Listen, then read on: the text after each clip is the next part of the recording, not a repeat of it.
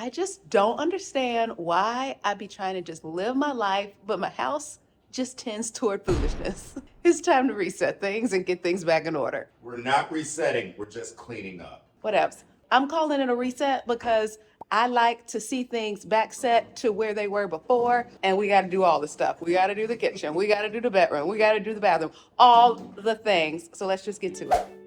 Welcome back, or welcome if you're new here. My name is Christy, and I make content centered around realizing that we are just on time to live the life of our dreams. And we are in the middle of a 7-week reset where we're getting every part of our lives ready for the new year.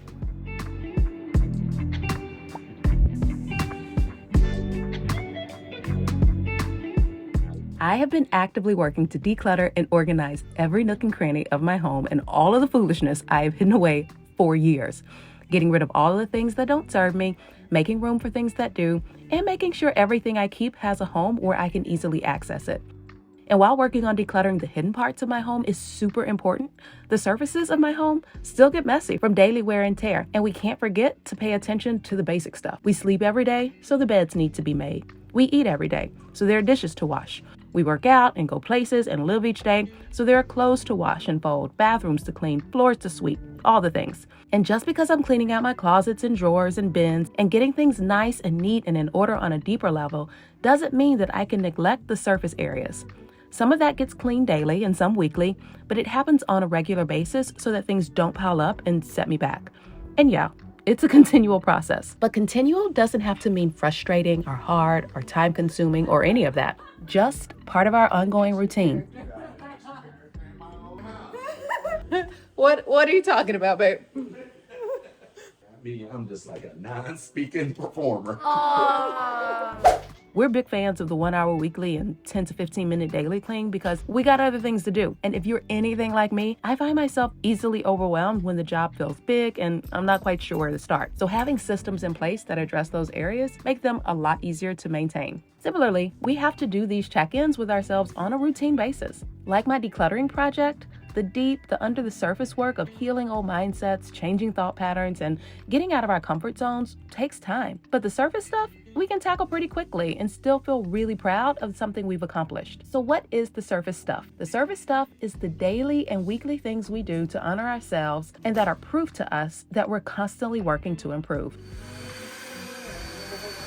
Imagine going a week without showering or drinking water. You'd feel pretty gross. We have to pay attention to those things as well because they impact our daily well-being. Some ways to be able to do that are doing something nice for yourself on a daily basis, taking care of our appearance and hygiene, actively saying nice things to ourselves when we look in the mirror and not tearing ourselves down, taking care of our health, drinking water, eating our veggies, working out, praying, journaling, spending some time alone with God and with yourself, and a lot of other things. Side note, do you have a space in your house that no matter what you do, is still not quite right?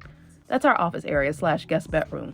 We have to rethink this whole setup, but that's a job for another day.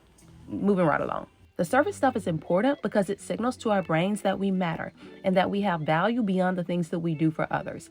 And working on the surface areas gives us the courage and the motivation to work on the deeper. And as we're working on the surface, we have to remember to do it from a place of recognizing that while there's room to grow, there's a lot of good in what is. Just like you wouldn't throw a glass against your wall in the middle of cleaning because you wish you had a bigger house, don't add negativity into the positive thing you're doing for yourself. Don't put on a nice new pair of pants while being mad at yourself in the mirror for not being the weight you want to be. Don't go buy yourself a small treat and be annoyed that your finances aren't yet in a place to be able to do something bigger. Tearing yourself down only serves to set yourself back. But when you focus on the good and really appreciate that, God has a way of showing us how to get to the more we also want. You can care for and love what is while working to be better.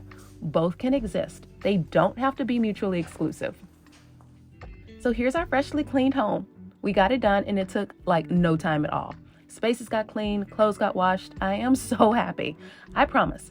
Every time we clean up, I'm so excited to get to the next project and continue moving forward in my decluttering and organizing journey. 1, 2, 3.